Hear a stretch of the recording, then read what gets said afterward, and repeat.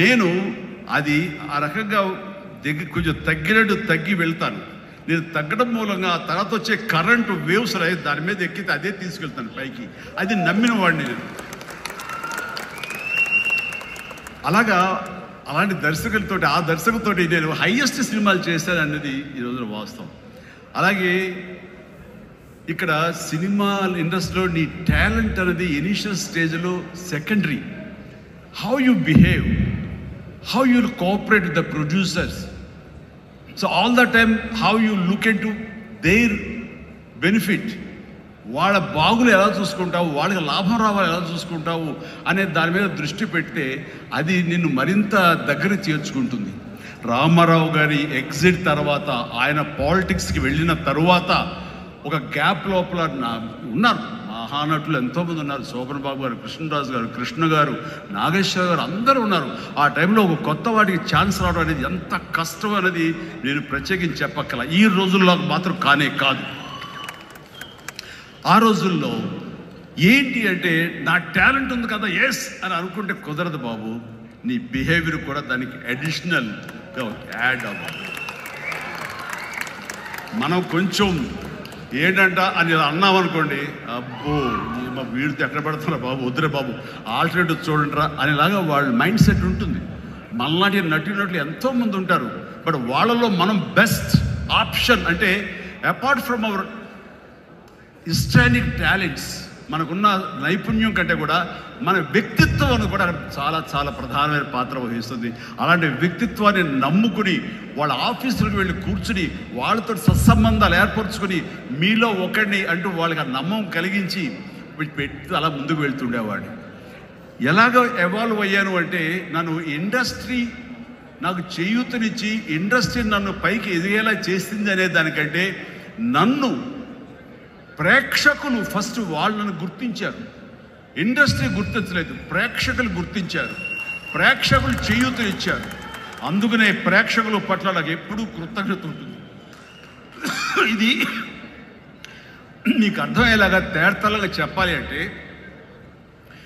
రామారావు గారు ఎగ్జిట్ తర్వాత ఎవరెవరు అంటలో ఇద్దరు ముగ్గురం పోటాపోటీగా నిలబడి ఉన్నప్పుడు లక్ష్మీ ఫిలిం డిస్ట్రిబ్యూటర్స్ అని విజయవాడలో ఉండేవాళ్ళు. అప్పట్లో ఇప్పట్లాగా బయింగ్ అలాంటివి లేవు. ఏరియాల వైజ్ కొంటో సినిమాలు లేవు, బయ్యర్ సిస్టమ్ లేదు, ఓన్లీ డిస్ట్రిబ్యూషన్. అంటే డిస్ట్రిబ్యూటర్ అనేవాళ్ళు బెజవాడ నుంచి వచ్చి ఎవరెవరు ఏ సినిమాలు తీస్తారు, కథలు నచ్చితే కనుక ఆ కథకి ఇంత బడ్జెట్ ఇచ్చేవాళ్ళు. ఆ బడ్జెట్ తోటి సినిమాలు తీసేవాళ్ళు. అందులో లాభాలు ఎంతో మిగుల్చుకుని మిగతా వాళ్ళు డిస్ట్రిబ్యూటర్స్ వాళ్ళు డిస్ట్రిబ్యూట్ చేసుకుని ఆ వచ్చే డబ్బు వాళ్ళు పంచుకునేవాళ్ళు. ఇది సిస్టమ్. ఆ సమయంలో ఒక కథ చెప్పి మేము సో హీరోని మేము అనుకుంటున్నామని ఆ ప్రొడ్యూసర్స్ చెబితే, లింగమూర్తి గారని లక్ష్మీ ఫిలిమ్స్ సంబంధించినటువంటి ఒక వాళ్ళ CEO ఆయన వచ్చారు. ఓకే, ఎంత ఎక్స్పెక్ట్ చేస్తున్నారు ఆ హీరో మీద? అప్పుడు 25 crores lakhs, సారీ క్రోర్స్ కాదు, ల్యాక్స్. 25 lakhs 30 lakhs, కానీ మాది బడ్జెట్ ఎక్కువ అండి, 50 lakhs పైన అవుతుంది అని. అంటే ఆ హీరో మీద 50 lakhs అంటే మాకు చాలా రిస్క్.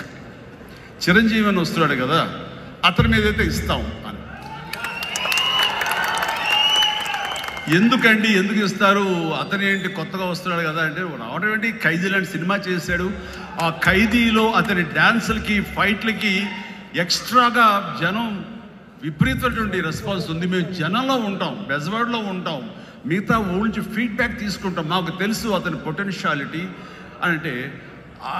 చెన్నైలో ఉండేవాళ్ళు, మెడ్రాస్లో ఉండేవాళ్ళు కొంచెం సంశయిస్తూ వచ్చారు. కాదండి, ఇతనైతేనే 50 ఇస్తాం, వాళ్ళైతే మాత్రం 30 కంటే ఎక్కువ ఇవ్వలేము అని వాళ్ళు తేల్చి చెప్పిన తర్వాత ఆయన ఒక మాట అన్నాడు, సాంగ్స్ అండ్ ఫైట్స్ అనేవి అప్పటి వరకు మినీ ఇంటర్వెల్స్, స్మోక్ చేసేవాళ్ళు కానీ, లేకపోతే బాత్రూమ్ వెళ్ళేవాళ్ళు కానీ, లేకపోతే రిఫ్రెష్మెంట్స్ కోసం బయటికి టీ తాగడం వెళ్ళే వాళ్ళకి సాంగ్ రాగానే వాళ్ళు బయటికి వెళ్ళిపోయేవాళ్ళు. ఫైట్స్ అనగానే కొంచెం అసహనంగా ఉండి బయటికి వెళ్ళిపోయేవాళ్ళు. ఎందుకంటే అది డూప్ చేస్తున్నాడు రా, మధ్యలో క్లోజప్స్లో హీరో తప్ప, అండ్ సాంగ్స్లో ఏంటరా అది, అలా ఉండేది కామెంట్స్. ఆయన చెప్పిన మాటలు ఇవి, నా మాటలు కాదు. ఆయన అన్నారు, కానీ అదే ఈ అబ్బాయి సాంగ్స్ అయితే కనుక ప్రొజెక్టర్ ఆపి మళ్ళీ రిపీట్ తోటి మళ్ళీ వేయండి అని అనిపించుకుంటున్నారు. ఇది మాకు కావాలి, ఇది మాకు డబ్బులు తెచ్చిపెట్టేది, కాబట్టి ఈ అబ్బాయి అయితే కనుక ఇంత ఇస్తాము అని తేల్చుకోడంటే అప్పుడు వీళ్ళందరూ తప్పనిసరి, అంటే ప్రజలు కోరుకుంటున్నారు కాబట్టి, డిస్ట్రిబ్యూటర్స్ ఇన్సిస్ట్ చేస్తున్నారు కాబట్టి నాకు ప్రొడ్యూసర్ అప్పుడు నా వైపు చూశారు.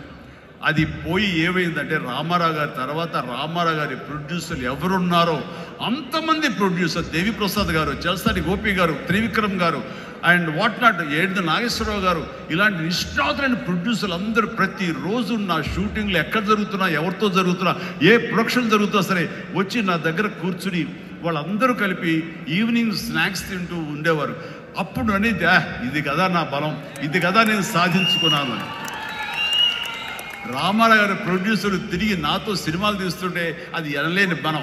నెంబర్ 1 హీరో అవ్వాలని అనుకున్న నాకు ఆ క్షణం అనిపించింది ఎస్ అయ్యానని. ఒకసారి కాలర్ ఎగిరేస్తే ఏమవుతుందో కూడా నాకు తెలుసు. అందుకనే అణిగిమణిగే ఉండాలి, ఎప్పుడు సబ్జ్యూడ్గానే ఉండాలి. నెంబర్ 1 అనేది నా మైండ్లో ఎప్పుడు పెట్టుకునేవాడు కాదు. స్వేర్ కష్టపడి పనిచేస్తే ఆటోమేటిక్గా ఆ నెంబర్ అట్లాగే ఉంటుంది తప్ప ఎక్కడికి పోదు. అదే నమ్మకంతో తప్ప నేను నెంబర్ 1 చెప్పుకుంటే అది నాతో నిలబడుతుందన్న నమ్మకం లేదు. మనం కష్టపడి అలాగే అదే విధంగా ముందుకు సాగుతూ ఉంటే కనుక ఆటోమేటిక్గా వస్తుంది. ఆ నెంబర్ 1 స్థానం అలాగే నిలబడి ఉంటుంది. అది గట్టిగా నమ్మిన వాడిని. ఇది ఎవరు చెప్పింది కాదు, నా అంతరాత్మ నాకు చెప్పింది కాబట్టి దాంతో ఫాలో అవుతూ వచ్చేవాడిని. అందుకని ఈ రోజున నేను సరదాగా ఎంటర్ప్రినర్షిప్ వెళ్ళది నేను నా సోత్కర్షం చెప్పకూడదు అనుకుంటున్నప్పుడు నేను ఏం పాయింట్ చెప్పాలని ఊరికి నేను గూగుల్ చేసేవేళ చేస్తే the key principles to become an entrepreneur, identify your passion. NCC తర్వాత నిర్దిష్టంగా నా ప్యాషన్ ఏంటో నాకు తెలిసి వచ్చింది, acting. And take calculated risk. నానన్నారు ఈ సినిమా ఇండస్ట్రీలో ఎవరికి తెలియదు, నువ్వు వెళుతున్నావు, అది రిస్క్ కదరా, మరి అక్కడ ఎవరు రాణించకపోతే ఏం చేస్తారు? నాన్న రాణించకపోతే ICWAI ఆ కోర్సు చేరతాను ఎగ్మూర్లో, అందులో సైమిల్టేనియస్గా చదువుతాను, టైం వేస్ట్ చేయనంటూ పగలంతా ఫిల్మ్ ఇన్స్టిట్యూట్, ఈవినింగ్ అయ్యేసరికి ఈ యొక్క ICWI ఎగ్మూర్ అని చెన్నైలో ఉండేది. ఆ ప్రాంతంలో ఆ ఇన్స్టిట్యూట్లో నైట్ కాలేజీ చదివేవాడిని. ఒక 6 months అయిన తర్వాత చాలా కష్టమైపోయేది, నైట్ నిద్ర లేకుండా, పగలేమో ఈ ఫిల్మ్ ఇన్స్టిట్యూట్లోనే అనుకునేది చేయలేక నెమ్మదిగా నా ఇంట్రెస్ట్ స్ట్రెంగ్తన్ అవుతుంది, నాలో బలమైనటువంటి నమ్మకం ఏర్పడుతుంది, ఖచ్చితంగా రాణించగలన్న బలంతో వేసారంటే దీన్ని తెలియకుండా నేను వదిలేశాను. అది అలాగా. సో ఆ రిస్క్ తీసుకున్నా నేను చెన్నై వెళ్ళి.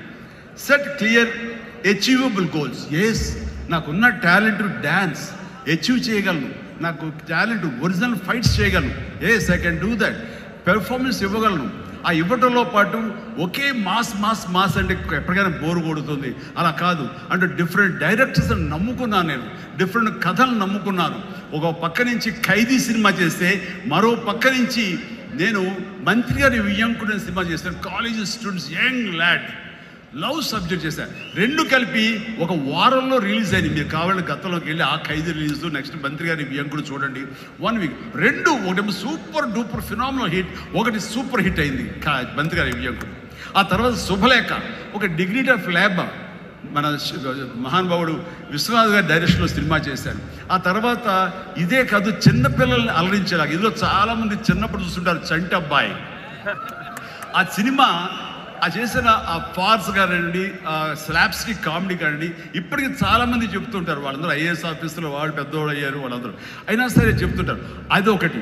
ఇట్లాగా వైవిధ్యమైనటువంటి క్యారెక్టర్స్, స్వయం కృషి కానివ్వండి, యాక్షన్ సినిమాలు కానివ్వండి, రాఘవేంద్రరావు గారి గ్లామర్ క్యారెక్టర్స్ కానివ్వండి, కోదండరావు రెడ్డితో చేసిన కామెడీ కమర్షియల్ సినిమాలు కానివ్వండి, గోపాల్తో చేసినటువంటి ఫ్యాక్షన్ సినిమాలు కానివ్వండి, అట్లాగా 1-2 అలాగా మన ఇది మా బావగారు భావన లాంటి సబ్జెక్టులు కానీ, ఒకటే ఇలా ఇంద్ర ఇలాంటి సబ్జెక్టులు అందరూ చూస్తుంటే కనుక నాకు అనిపించింది అన్ని రకాలుగా నాకు ఉన్నటువంటి టాలెంట్స్ని అన్ని పక్కలే వ్యాపింప చేశాను. అంటే అంతమంది ప్రేక్షకుల్ని ఈ రోజున మహిళా ప్రేక్షకులు వచ్చి ఆప్తుల్లాగా వచ్చి నన్ను ప్రేమించిన లేడీసే కాదు, యంగ్స్టర్సే కాదు, పసిపిల్లలే కాదు, పెద్దవాళ్ళే కాదు, ధనికులే కాదు, ప్రతి ఒక్కళ్ళు క్లాస్ మాస్ వీళ్ళందరూ ఇంతమంది ప్రేమించారు కాబట్టి ఈ రోజున ఇంతమంది నేను ఆస్తిగా చేసుకున్నాను, ఇంతమంది ప్రేమ పొందే అదృష్టం ఆ భగవంతుడు కల్పించగలిగాడు. ఎందుకంటే నేను లిమిటేషన్స్ పెట్టుకోలేదు. ఆ రకంగా అది నాకు ఎంతో హెల్ప్ అయింది. అలాగా